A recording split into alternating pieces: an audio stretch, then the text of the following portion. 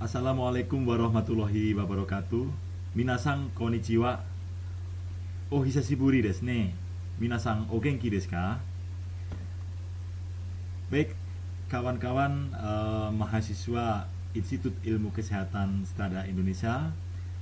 Pada kesempatan kali ini bertemu kembali dengan Sensei Kurniawan Edi Prianto dalam pengajaran mata ajar budaya dan psikologi keperawatan. Khususnya spesial pada kesempatan kali ini saya akan mengajak kawan-kawan semua untuk belajar bagaimana memahami sikap kerja di negara Jepang sesuai tujuan visi kampus IIK Strada Indonesia adalah kampus yang memiliki branding internasional di luar negeri, salah satunya adalah di negara Jepang. Dengan pembelajaran ini diharapkan para mahasiswa mampu bisa memahami sikap kerja dan etika dalam baik pembelajaran dan pekerjaan di negara Jepang. Baik, kita akan mulai dengan suatu pembahasan bahwa negara Jepang merupakan adalah negara yang dikatakan maju di kawasan Asia, merupakan tolak ukur dalam pemandangan negara yang modern dan negara yang banyak teknologi di sana. Dan tentunya banyak sekali masyarakat di dunia ini yang mempelajari baik dari segi bahasa maupun budaya di negara Jepang. Tentunya bagi perawat yang sudah lulus yang nantinya ingin bekerja di Jepang khususnya harus bisa mengetahui bagaimana pola budaya etika kerja yang ada di Jepang. Baik, sebelum membahas lebih dalam, saya akan menjelaskan. Kita bisa melihat di slide di sini bahwa Nihonjin Seikaku adalah karakter orang Jepang itu pada umumnya adalah mereka percaya tentang hukum sebab akibat, di mana mereka mempunyai kepercayaan bahwa kita menanamkan sesuatu pasti akan memanen sesuatu juga. Jadi sehingga mereka akan berpikir bahwa kita hanya berupaya untuk melakukan yang terbaik sehingga akan bisa menghasilkan sesuatu yang baik pula. Orang Jepang juga mempunyai karakter bahwa mereka tepat waktu, tepat janji, dan tepat hukum. Kemudian penuh sopan santun, keteraturan dalam hidup, kesederhanaan dalam hidup, serta pencinta kejujuran, ketelitian, ketekunan, dan kebersihan. Kemudian orang Jepang juga mempunyai karakter mereka adalah mencintai alam semesta dengan segala kepercayaannya. Banyak sekali orang Jepang memiliki kepercayaan, memiliki keyakinan, mereka mencintai tumbuh-tumbuhan, mencintai hewan, mereka mempunyai anggapan bahwa semuanya ini adalah bentuk daripada eksistensi Tuhan selaku pencipta semua alam dan semesta. Itu adalah suatu karakter secara umum orang Jepang yang bisa kita perlu pahami. Kemudian Nihonjin Shukang ini adalah bagaimana kebiasaan orang Jepang dalam kehidupan sehari-harinya. Yang pertama di sini adalah ojiki. Ojiki adalah suatu kegiatan penghormatan di mana ini dilakukan dengan cara membungkuk. Ya. Jadi membungkuk di sini ada aturan-aturan yang nanti akan saya jelaskan lebih lengkapnya di pembahasan lain, bahwa ada ojiki untuk secara formal harus dilakukan berapa derajat. Ya, misalkan untuk formal dia 90 derajat, kemudian 45 derajat informal. Kalau sudah untuk kebiasaan atau teman yang kita sering bertemu gitu 15 derajat dan sebagainya. Kemudian ada kebiasaan bersimpuh atau seiza. Jadi di Jepang itu misalkan dalam suatu rumah itu ada istilahnya ruang tamu yang tanpa kursi. Jadi mereka dengan memakai tatami. Tatami itu seperti tikar, tapi memang tikar khas Jepang yang biasanya tempatkan di ruang tamu untuk menerima tamu atau pertemuan keluarga, itu adalah namanya zaisa atau bersimpuh. Kemudian kebiasaan orang Jepang yang lainnya adalah berbahasa hormat atau yang istilahnya Sonkeigo dan Kenjogo.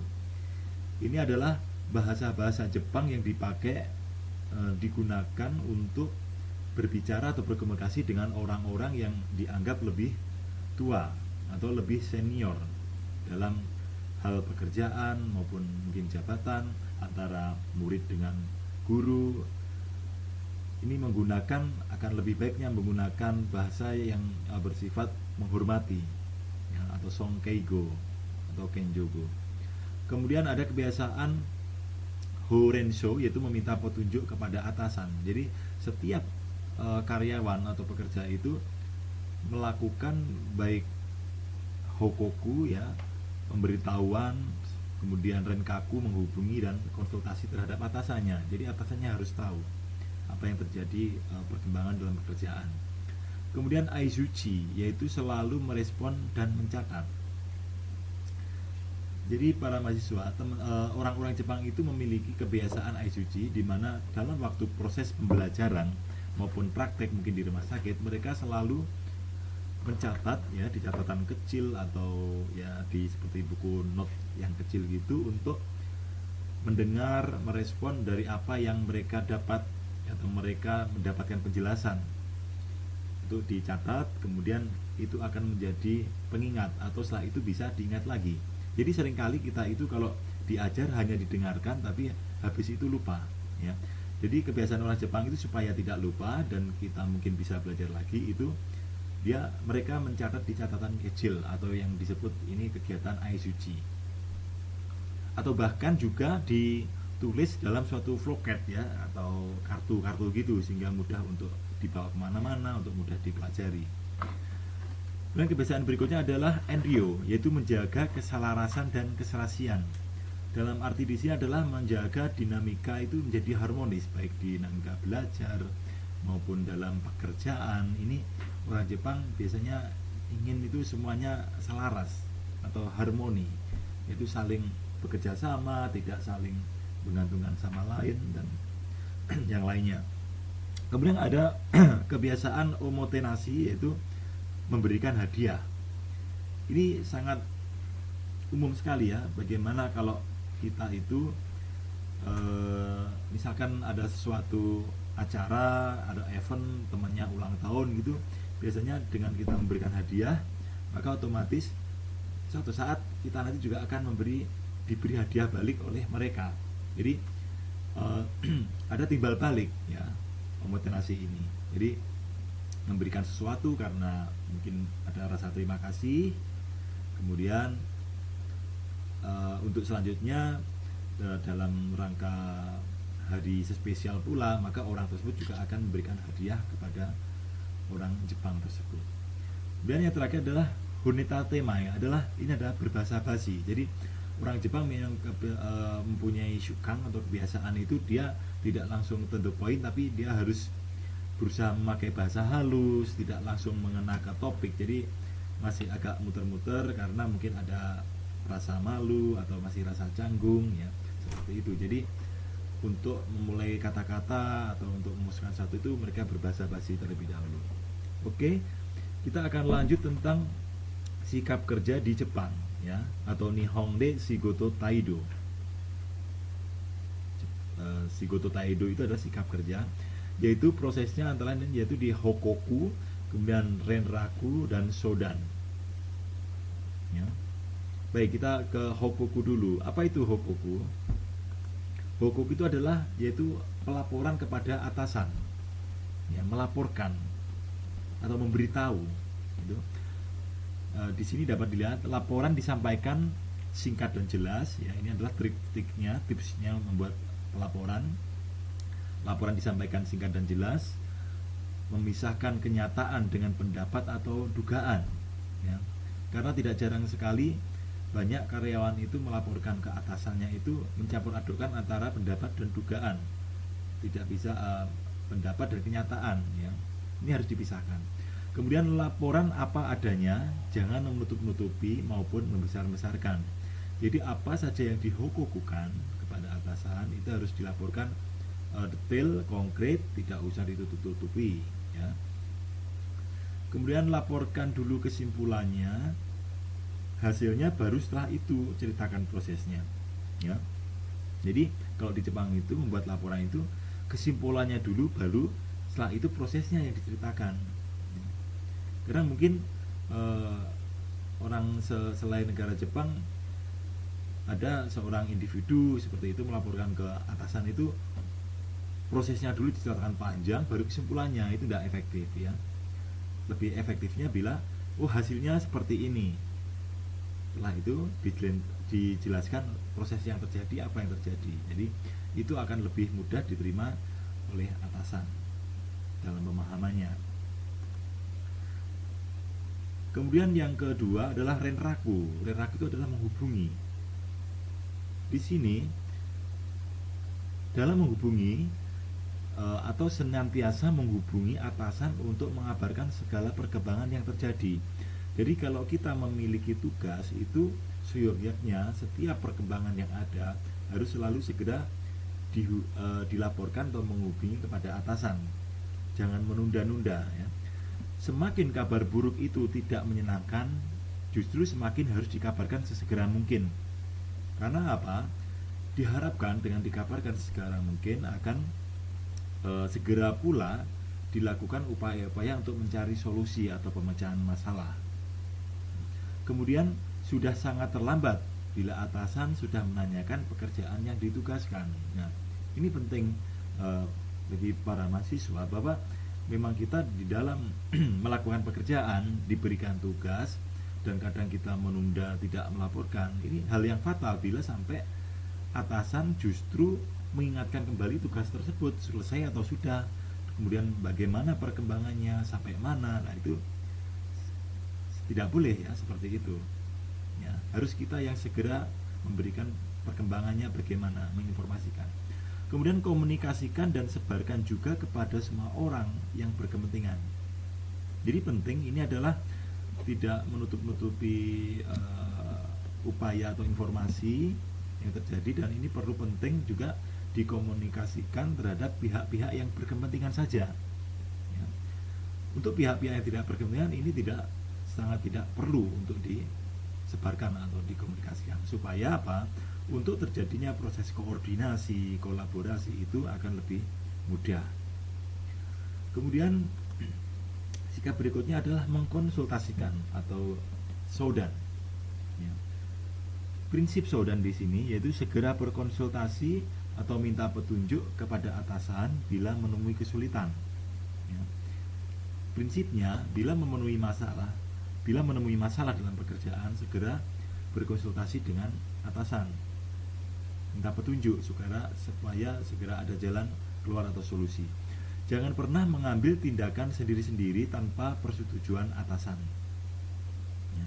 Artinya setiap kita mengambil keputusan kemudian ditelaah, kita tetap mengkonsultasikan kepada atasan sebagai final decision atau keputusan yang terakhir yang harus memutuskan. Kemudian saat berkonsultasi, utarakan masalah yang dihadapi. Jangan bertele-tele, minta pikirkan dulu solusinya, baru berkonsultasi, minta petunjuk atasan. Jadi dalam melakukan Shodan atau konsultasi kepada atasan, sebaiknya kita sudah mempunyai suatu wacana solusi yang bisa kita tawarkan mungkin. Jadi tidak kita langsung menuju atasan minta solusi, tetapi kita lebih baik menyiapkan dulu solusi, kemudian dibahas bersama atasan, didiskusikan, dan bila itu menjadi solusi itu akan lebih bagus. Tapi kalau itu tidak menjadi solusi, akan dicarikan alternatif solusi yang lainnya. Kemudian yang terakhir, setelah berkonsultasi jangan lupa melaporkan kembali hasil akhirnya kepada atasan ya. Ini kadang yang kita juga sering lupa seorang karyawan, bagaimana kalau setelah berkonsultasi ada solusi dan setelah dilakukan revisi atau perbaikan, itu seyogyanya atau seharusnya harus kembali melaporkan kembali apa yang sudah dihasilkan atau perkembangannya setelah ditemukan solusi tersebut, dilaksanakan solusi tersebut. Teman-teman, dalam membicarakan kerja ini tidak terlepas dengan namanya etos kerja atau baik kekuatan semangat kerja. Orang Jepang itu istilahnya ada bushido. Bushido itu terdiri dari kata gi, yu, jin, rei, makoto, meiyo, dan jugo. Di Jepang, etos kerja bushido itu yang pertama adalah gi. Gi itu berarti keputusan yang benar diambil dengan sikap yang benar berdasarkan kebenaran pula. Kemudian yu yang berarti adalah keberanian atau kesatria. Kemudian jin ini berarti bahwa kita harus punya etos murah hati, mencintai dan bersikap baik pada sesama. Kemudian re ini berarti santun. Makoto berarti ada etos ketulusan dan bersungguh-sungguh dalam bekerja. Kemudian meiyo, dalam bekerja itu menjaga kehormatan, martabat dan kemuliaan. Dan yang terakhir adalah jugo, ini etos kerja yang mempunyai unsur pengabdian dan loyalitas. Itu adalah etos kerja bushido ala Jepang.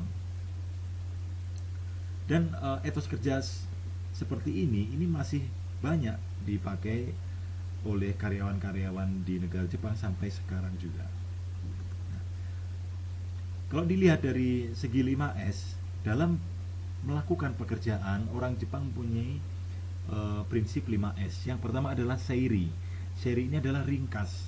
Dalam arti pekerjaan itu benar-benar dilakukan secara ringkas, efektif dan efisien, baik dari segi pekerjaan dan waktu. Kemudian yang kedua adalah seiton, artinya rapi.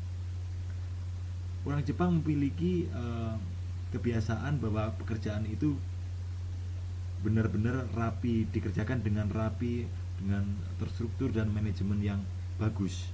Dan pekerjaan itu tidak istilahnya semaunya sendiri, dikerjakan secara terstruktur dan rapi. Kemudian yang ketiga adalah seiso. Seiso di sini adalah bersih, ya, atau bersih.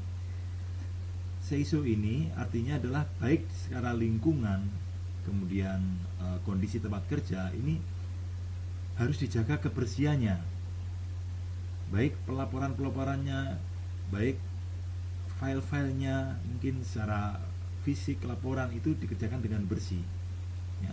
Karena dengan keadaan bersih ini akan membuat kinerja jadi baik, perasaan jadi nyaman dalam bekerja, sehingga mendukung untuk kelancaran bekerja. Kemudian yang keempat adalah seiketsu. Seiketsu itu adalah artinya merawat. Jadi cara kerja orang Jepang adalah bagaimana dia juga selain melakukan pekerjaan sesuai fungsi dan perannya, dia juga ada usaha untuk merawat. Dalam arti di sini adalah baik merawat secara fisik, dokumen dalam pekerjaan itu, ada upaya-upaya untuk menjaga hasil kerjanya dengan bagus, menjaga fasilitas dengan bagus, sehingga karena dengan perawatan ini yang baik, maka biaya pengelolaan pemeliharaan akan menurun sehingga efektif dan efisien. Kemudian yang terakhir adalah shitsuke. Shitsuke adalah rajin. Kita tahu orang Jepang itu identik dengan rajin, disiplin. Jadi rajin di sini dalam arti dalam pekerjaan kita benar-benar pekerjaan fokus, pekerjaan dilakukan sesuai capability sehingga pekerjaan bisa selesai dengan tuntas, dengan hasil yang maksimal sesuai dengan tujuan yang akan dicapai oleh perusahaan atau institusi. Baik, begitulah pembelajaran pada hari ini, kawan. Semoga apa yang kita bahas ini bisa menjadikan masukan yang sangat bermanfaat bagi baik para mahasiswa maupun bagi para siapa saja yang mendengar tayangan video ini, di mana kita bisa memahami sikap kerja di Jepang atau Nihon de Shigoto Taido no Rikai. Bagaimana kita bisa memahami sikap kerja di Jepang sehingga bila kita akan tentunya bekerja di Jepang, kita lebih siap. Baik, sekali lagi terima kasih saya ucapkan, semoga bermanfaat. Assalamualaikum warahmatullahi wabarakatuh. Sayonara.